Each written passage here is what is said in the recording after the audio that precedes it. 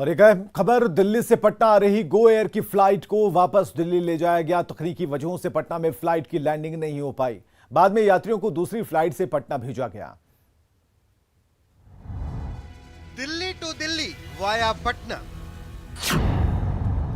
पटना की जगह दिल्ली में लैंडिंग।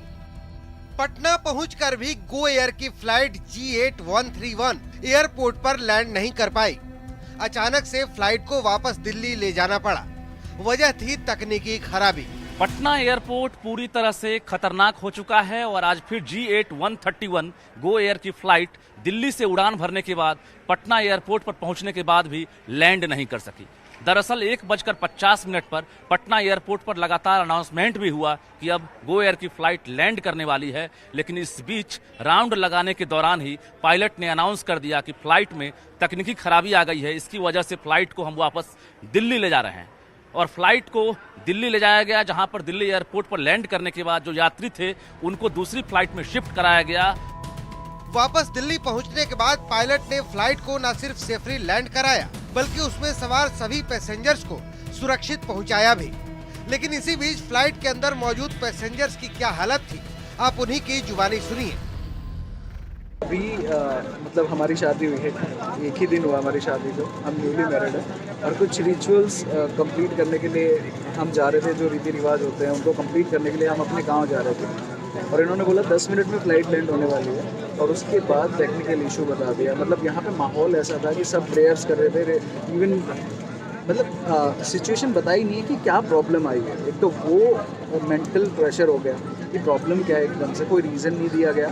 सब स्माइलिंग फेस के साथ यहाँ पर एक्टिंग कर रहे थे कि कुछ नहीं हुआ है, लेकिन आधे रास्ते से फ्लाइट आप मतलब ऑलमोस्ट 75% एरिया आप कवर करके और वापस दिल्ली लैंड करवा रहे हो, तो फॉल्ट तो बहुत ही ज़्यादा बड़ा था। पिछले 15 दिनों में पटना एयरपोर्ट से उड़ान भरने वाली या लैंड करने वाले किसी विमान में तीसरी बार तकनीकी खराबी सामने आई है, जो विमान से यात्रा करने वाले यात्रियों की चिंता का सबब है। पटना से न्यूज़ 18 के लिए रजनीश कुमार की रिपोर्ट।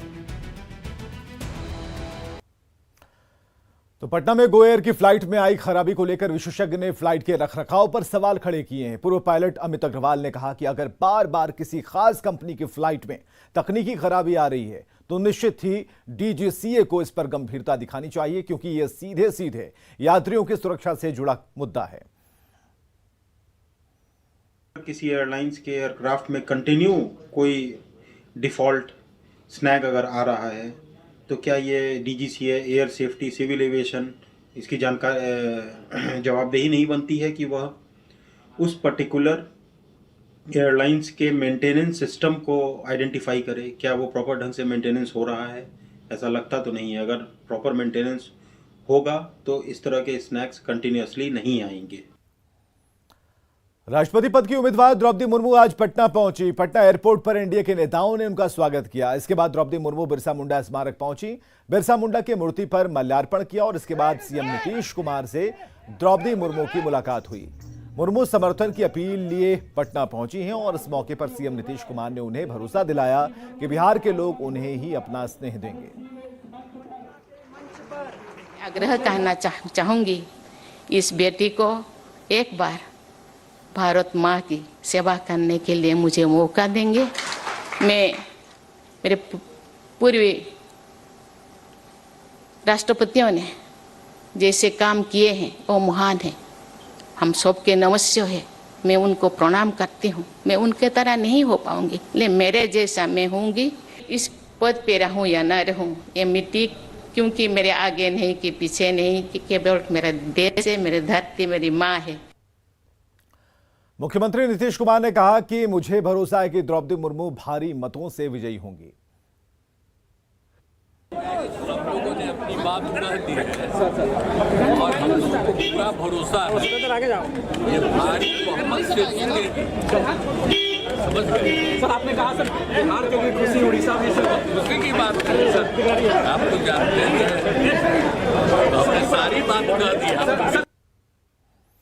बीजेपी के राष्ट्रीय उपाध्यक्ष राधा मोहन सिंह ने भी कहा कि एनडीए की राष्ट्रपति उम्मीदवार द्रौपदी मुर्मू के साथ पूरा देश खड़ा है, साथ ही सभी दलों में उनका समर्थन है।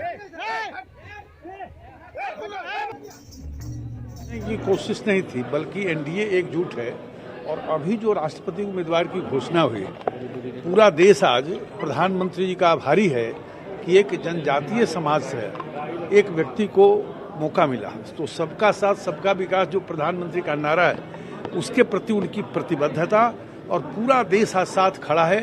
जो विपक्ष है उसमें भी बहुत सारे लोग हैं साथ में, और ममता जी ने तो यहाँ तक कह दिया कि यदि पहले घोषणा हो गई होती तो मैं दूसरा उम्मीदवार के पक्ष में नहीं जाता। यानी सभी दलों में इनका समर्थन है। कुछ की मजबूरियां होगी, नहीं तो अंदर से सारे लोग समर्थन में है। सियासत में सक्रिय रहे बिहार में एक मामला शांत नहीं होता कि दूसरे मुद्दे पर राजनीति शुरू हो जाती है। इस बार मामला वक्फ भवन से जुड़ा है, जिस पर सत्ता पक्ष के ही सहयोगी जेडीयू और बीजेपी आमने सामने हैं। बिहार में वक्फ भवन को लेकर नए सिरे से सियासत शुरू हो चुकी है। वक्फ भवन पर सरकार में शामिल बीजेपी और जेडीयू ही आमने सामने है। सरकार ने वक्फ भवन का निर्माण कराने का फैसला लिया है, जिसके बाद बीजेपी तीर्थ भवन बनाने की मांग कर रही है। जेडीयू का तर्क है कि हर वर्ग के विकास के मकसद से ये फैसला लिया गया है, तो बीजेपी नेता कह रहे हैं कि मामला धर्म विशेष से जुड़ा है। ऐसे में बिहार जैसे आर्थिक रूप से पिछड़े राज्य में निर्णय सोच समझ कर लेना चाहिए कि जहां जरूरत हो वहीं बनाया जाए, ना कि बिल्डिंग बना करके और उसमें स्टूडेंट ना हो, खाली रहे तो पैसे का मिसयूज भी हो सकता है। इसका ध्यान रखना जरूरी है, क्योंकि बिहार एक गरीब राज्य है और जरूरत के हिसाब से काम किया जाए तो ज़्यादा बेहतर रहेगा। देखिए, इस तरह के कोई भी फैसले को निश्चित रूप से समाज के हर वर्गों को लेके चलना चाहिए। सभी धर्मों के लोगों को उसका लाभ मिलना चाहिए। मेरा तो ये भी मानना है कि सरकार को अब हम लोग पहल करें कि तीर्थ भवन भी बने, जिससे कि जो बड़ी आबादी है जो तीर्थ करने जाती है उसके लिए भी एक स्थान सुनिश्चित हो। वैसे नेता चाहे जो दलील दे ले, लेकिन वोट बैंक के लिहाज से भी फैसले लिए जाते हैं और उसका असर भी दिखाई देता है। तभी तो शिया वक्फ बोर्ड के चेयरमैन मुख्यमंत्री नीतीश कुमार की जमकर तारीफ कर रहे हैं। मुझे लगता है कि मुख्यमंत्री ने वो वक्फ बोर्ड को अपने पैर पे खड़ा करने का जो है सो एक तरीका ये बनाया है। और मुख्यमंत्री आज हैं, वो अरे आबे हयात लेकर तो आए नहीं हैं, लेकिन मुसलमानों के लिए इन्होंने जो भी किया है वो आने वाली नस्लें याद रखेंगी। तो इसकी दलील मुस्लिम समुदाय का विकास, मुस्लिम बच्चों की पढ़ाई, मुस्लिम समारोह के आयोजन से जोड़कर दिया जा रहा है। ऐसे में किशनगंज, मुजफ्फरपुर, मधुबनी और दरभंगा में वक्फ भवन का निर्माण होना है। वक्फ भवन पर सियासी बयानबाजी के बीच बीजेपी सांसद अजय निषाद ने बड़ा बयान दे दिया है। निषाद ने भी नितिन नवीन के बयान का समर्थन करते हुए वोट बैंक से जोड़ दिया। कहा, यदि मुसलमानों के लिए भवन का प्लान है तो हिंदुओं के लिए क्यों नहीं। वक्फ भवन बोर्ड बन रहा है, उसमें हम लोग को कोई आपत्ति नहीं है, लेकिन हिंदू जो सबसे ज़्यादा संख्या में एनडीए को वोट देते हैं तो उनके भी हित को ध्यान रखना चाहिए। इस तरह से आप करेंगे तो हम लोग में भी गलत मैसेज आएगा। तो सरकार अगर उसके लिए बना रही है तो हिंदू के लिए भी तीर्थ स्थल वहाँ पर बने। वैसे वक्फ का मतलब होता है लोगों के उपकार के लिए दिया गया धन। मुस्लिम समाज से जुड़े लोगों के पूर्वजों ने अपनी संपत्ति वक्फ कर दी थी। मकसद था इस संपत्ति से हर क्षेत्र में विकास करना, ज्यादा से ज्यादा इस्तेमाल शिक्षा के विकास में हो, इसकी कल्पना की गई थी। और इसी को देखते हुए बिहार सरकार ने वक्फ की जमीन पर भवन बनाने का फैसला किया है, जिसे लेकर सियासत शुरू हो चुकी है।